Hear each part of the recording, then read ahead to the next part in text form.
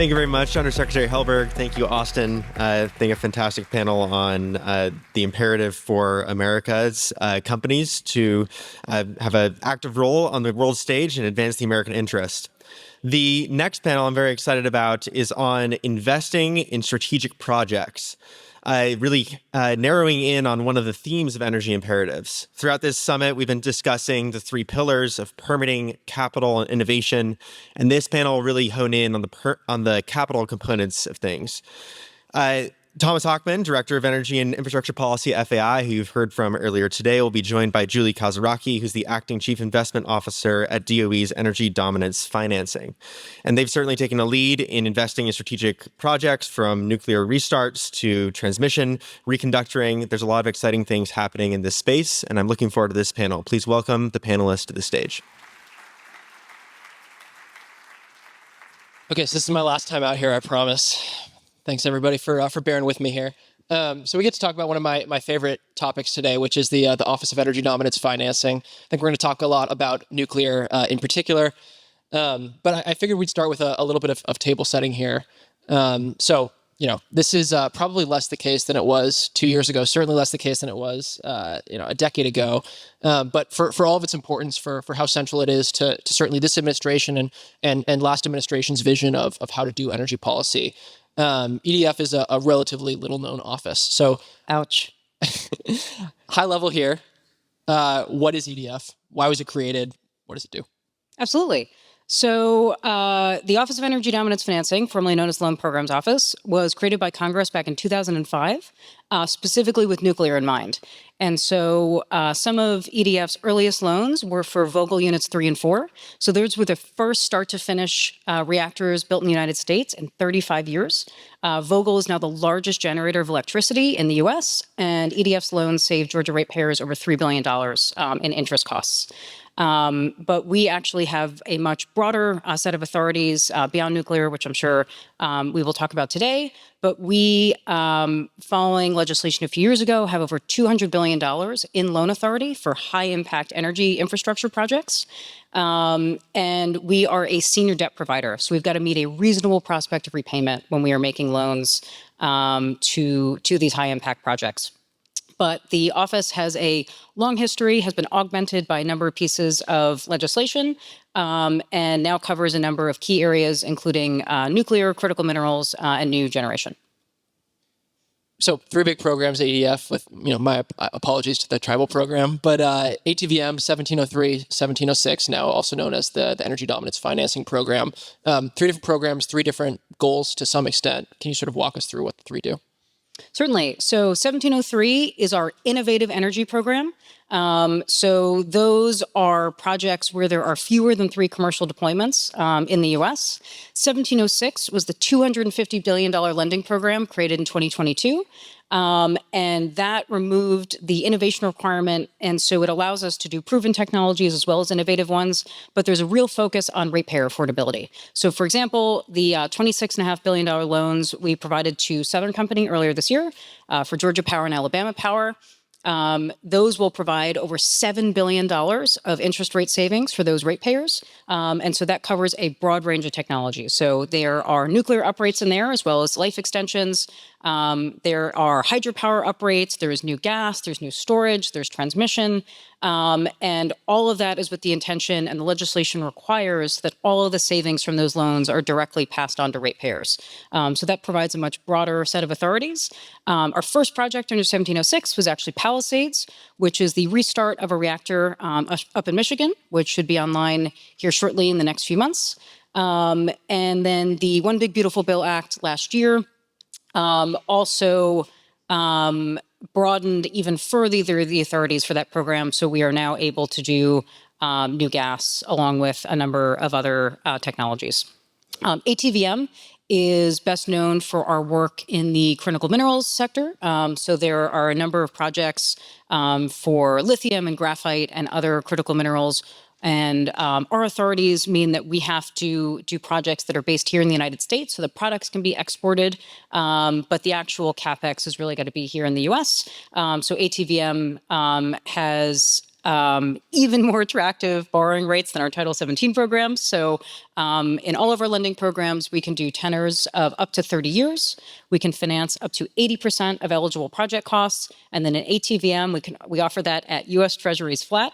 In our Title 17 program, there is a 37.5 basis point liquidity spread, and then we sometimes have an additional risk-based charge on top of that. But very competitive interest rates, patient tenors, and a really broad set of authorities that cover everything you'd want in energy infrastructure.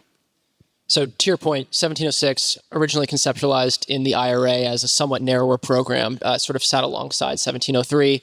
OB3 comes along, radically expands what 1706 can do and I quote here, anything that supports or enables the provision of known or forecastable electric supply at time intervals necessary to maintain or enhance grid reliability or other system adequacy needs. That's a lot of stuff. It's basically anything that generates electricity or moves it, I suppose. But EDF does not have unlimited money. So, when a project comes along, how do you figure out what projects you actually want to finance and which ones you don't? Absolutely. And so, that is a lot of words to clarify a focus on baseload and dispatchable assets. And so obviously nuclear is at the absolute top of that list. But last year, the office also reorganized along 6 critical technology verticals.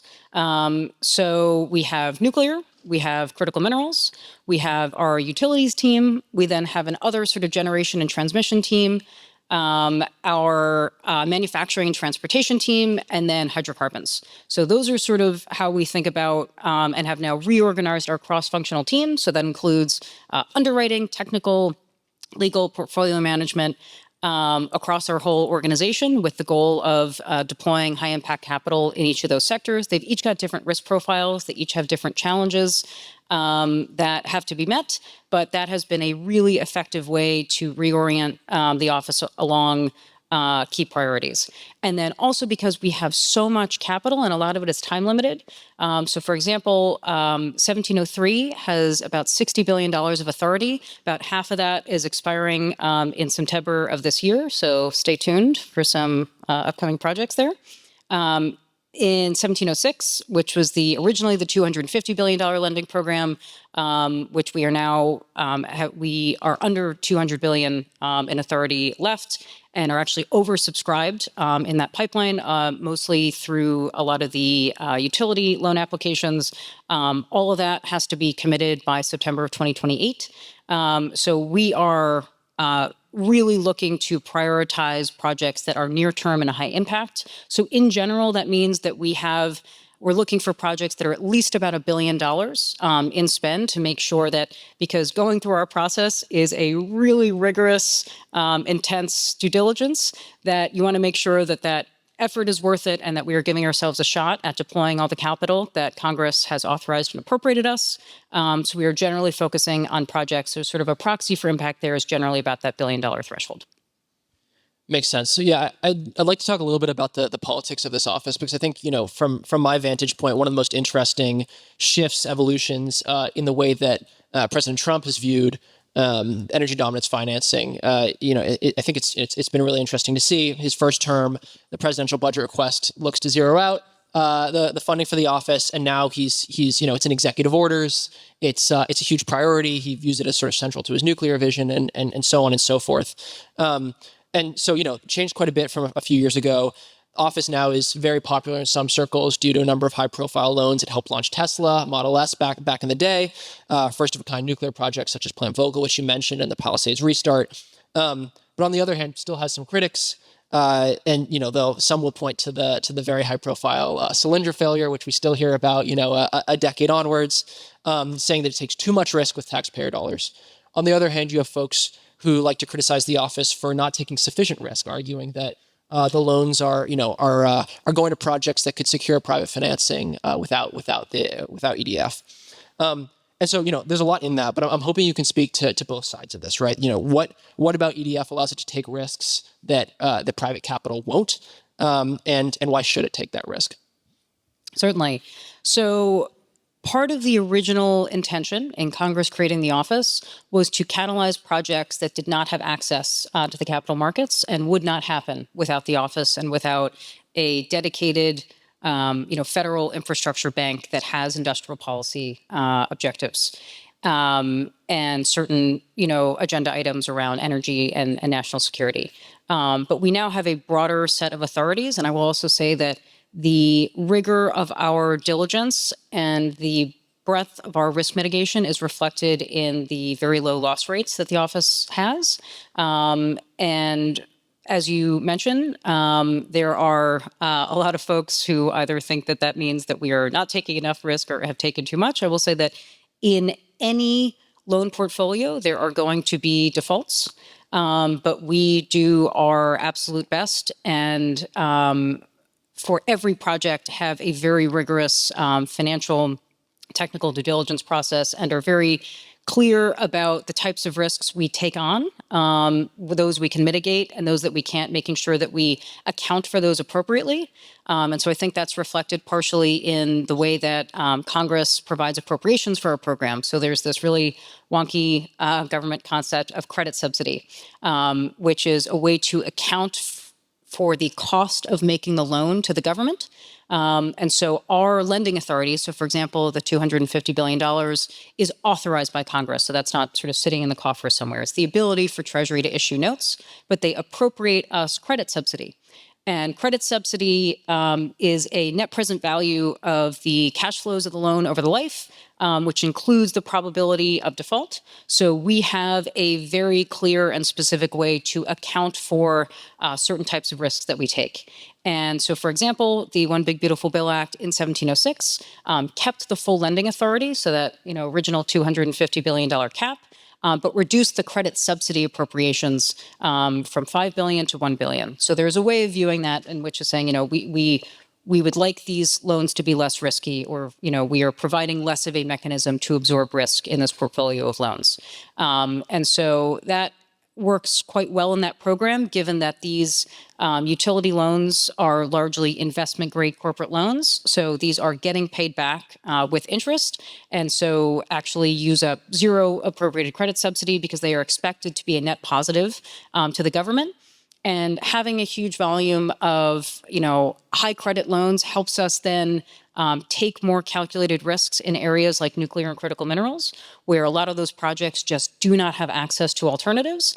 So I think that we're in a really fortunate position where we have a broad spectrum of authorities and a really balanced set of projects where we now have some, much lower risk, higher credit utility loans that provide all these great ratepayer affordability benefits. And they really help balance out the portfolio so that we are able to take bigger swings on areas like nuclear and critical minerals where there simply are not private financing options. So let's talk about nuclear. So I understand that this office has three different buckets of nuclear projects that it wants to support. So there's restarts, there's uprates, and there's new nuclear. So can you tell us where you all are on all of these buckets? Absolutely. And as you mentioned, there is an executive order that specifically directs not just DOE, but our office to prioritize having 10 large reactors with complete designs under construction by 2030, to prioritize 5 gigawatts of power uprates also by 2030, and then also to focus on the restart of closed reactors as well as the nuclear supply chain. So on the restart front, as I mentioned, we are currently lending to Palisades, which will be the first ever restart of a reactor that started decommissioning. We also closed a loan to restart 3 Mile Island, now Crane with Constellation. That was also actually the first time that we did a concurrent conditional commitment and financial close, because again, that's an investment grade corporate loan. So there are not sort of additional conditions precedent we have to see met in between conditional commitment and close, which was a really efficient way to fast track our process, and which we're now using for all of our utility and other loans. And then there is one other possible restart out there, which is Duane Arnold with NextEra. And then unfortunately, after that, the reactors that started decommissioning are too far gone, but very, very excited for all 3 of those reactors to be coming online. For the power uprates, so I mentioned that the loans to Southern Company included power uprates, about 300 megawatts across 6 of the reactors. So it's Vogtle units 1 and 2, and then there are 2 reactors, each at Hatch and at Farley. Power uprates are just an absolute no-brainer. These are net new nuclear megawatts that are available before 2030. They are also eligible for the 45Y and 48E tax credits for the incremental new generation that's brought online.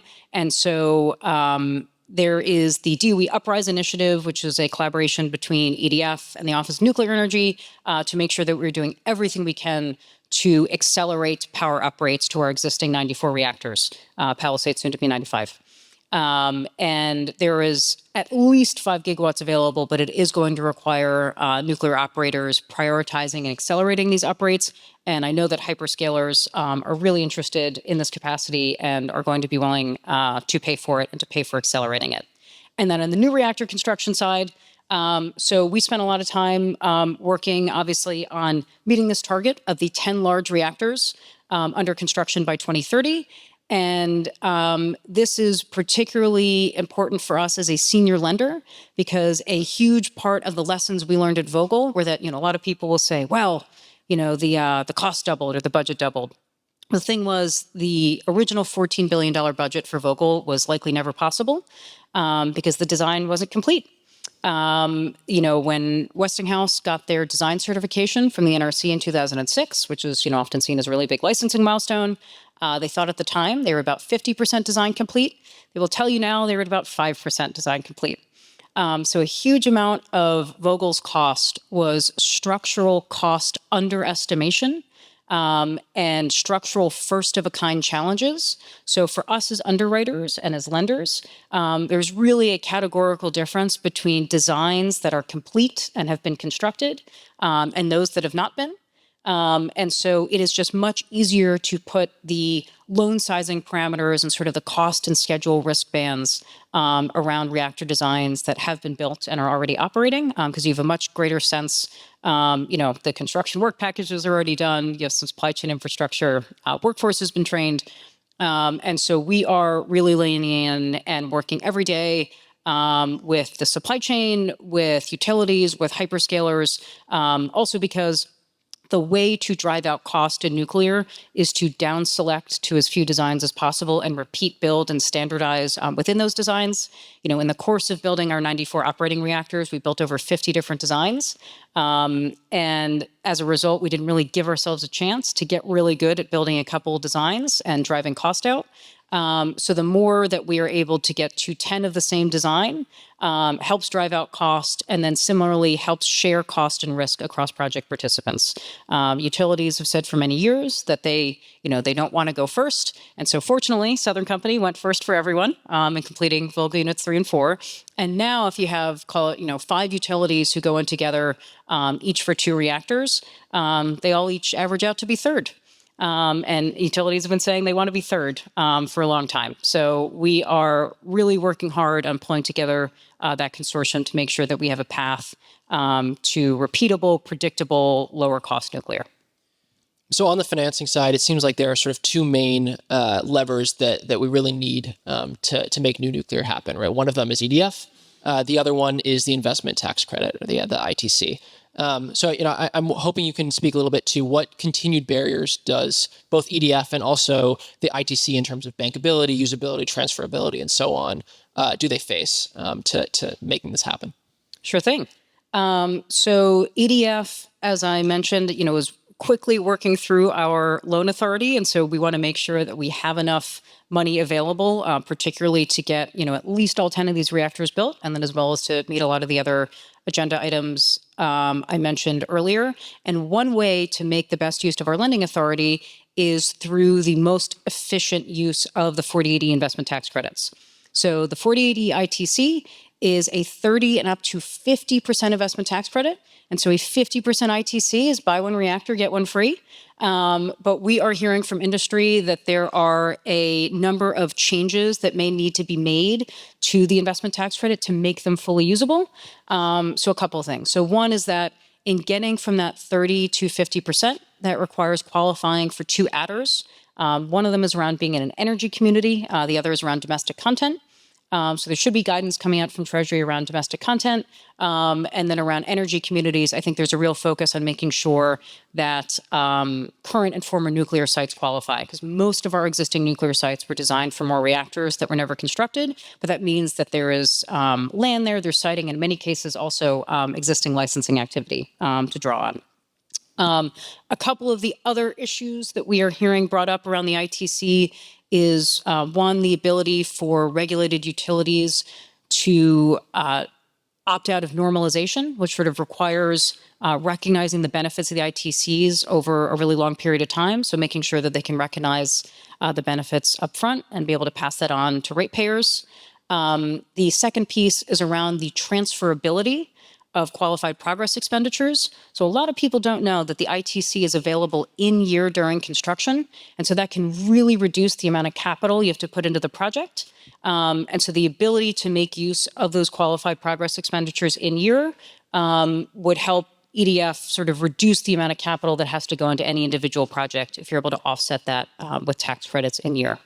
And then the third piece that folks are mentioning is around direct pay, because the quantum of these ITCs will just be so large that it may be difficult to monetize in the typical way. And so, potentially expanding or having more folks eligible for direct pay could make the monetization of the tax credits much more valuable. Because again, if call it rough numbers, new AP 1000 is about $10 billion. You're talking about a $5 billion ITC, making sure that, first of all, that is fully usable so that we are able to make this, affordable for utilities and ratepayers, but also that it is available in year and helps us make the best use of the authority would be really essential to getting these projects moving forward.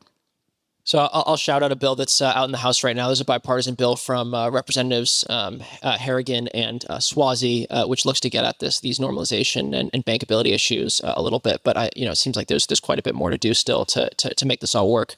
All right, so we only have a few minutes left here. So I guess I'll end with a number of folks in the audience are either work on the Hill or talk to folks who do. So what should Congress be thinking about when it comes to the office? We are really looking forward to continuing to announce a number of new loans and share the benefits that come from those. As you mentioned, I think there's sometimes a little bit of confusion about sort of what our office can or cannot do. And I am just so proud of the work that our team and our office is doing in living up to this really incredible mandate that has been handed to us by Congress around financing high-impact energy infrastructure, and the fact that we were able to cover the spectrum from catalytic, innovative projects that wouldn't happen without us, all the way to passing through, real-time ratepayer savings is something that we are working really hard at every day. And are working to do a better job of communicating and sharing with folks. So, we are expecting a really busy summer and fall of announcements. And there's going to be a really, I think, impressive volume of deal activity. And so we are really looking forward to getting that out to folks. And then I will just sort of encourage folks to look at the till as it goes down, because every time we work through a huge project, that means a lot of impact, but it also means that we will be working through sort of that authorized authority.